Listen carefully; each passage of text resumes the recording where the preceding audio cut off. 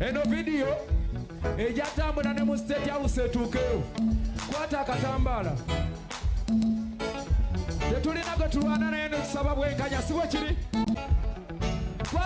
embuuzi mulenzi Edirisa Kenzo yavayo nayimba oluyimba lwe bayita mpulira mbikooye biwoobe osolo dutuuma tayito yonna biwoobe oba mpulira mbikooye oluyimba olwo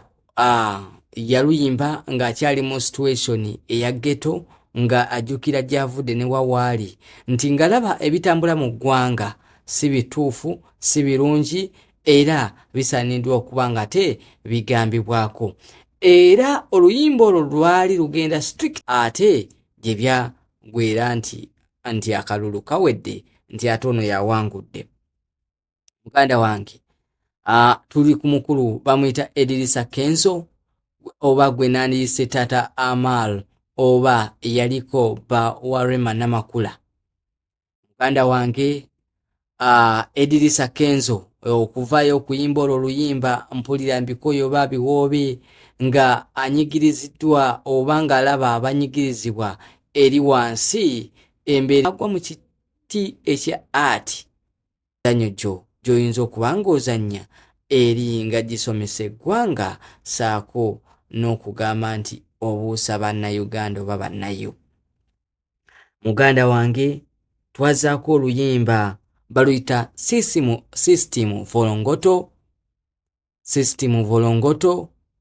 nga luno luyimba strictly lwali lugenda ewa President Museveni omufuzi aliko saawa zino. Muganda wange bino byenkunyumiza sinza abiyogerera wabula ndeeta ebigambo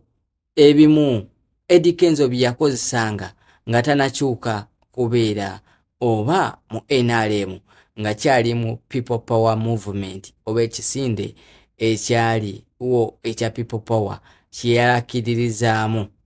era nga kikulembebwa His Excellency Bobi Wine ebiseera ebyo nga ye mubanda wa Kabaka wetwogera nga kati ye Robert Kyagulanyi Ssentamu ajudde emirimu okuba nga ate era nga mumalirivu okuba nga akulembera lino eggwanga lyattu Uganda. Muganda wange gwenna akyampuliriza nagambye nti woba otudde owuliriza tuula okalire owulire gye kinaggwera kigenda kugwera wa ompeka comment awo ompeka like jjukira nagamba nti vidiyo eno buli wogiwa like edduka emisinde egy'obunambiro nanti buli omu agenda kuba nga agiraba nanti naye ayongera okuba nga agyekenenya oba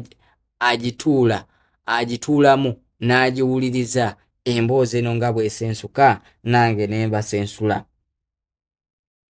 Volongoto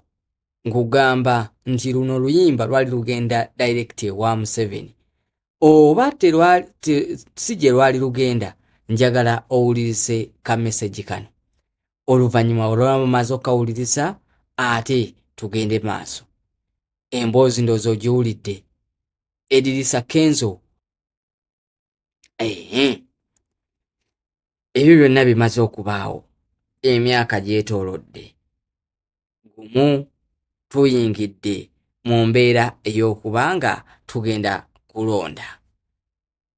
Muganda wange Eddie Kenzo Edirisa oyo omuyimbi wange yayimba akayimba akasinga okunyumira Stamina buyimba bungi wazze nga ayimba obwaba bali ezitambula mu ggwanga ezaali zibaddewo ate okuba nga tuzitaanya twejjukanya okulaba nga ate bye twalaba mabega bye bino ebiriwo sawa zino oba byakyukamu. Muganda wange Edirisa Kenzo Bobi Wine yali alina ekivulu ebusabalaawo kyesajjukira linnya n'avaayo n'atenda bulungi nnyo Bobi Wine wali omwami omulungi wali omuyimbi omulungi atalina mbwa ayagaliza kolabo ne Mickey Wine oyina eddoboozi ojja kuyimba ojja kubeera superstar. Oluvannyuma ne bakola kolabo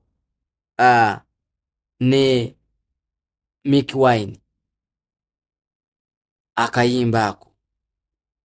tinaye nga yandimbulidde tiye yagenda yafunayo mwana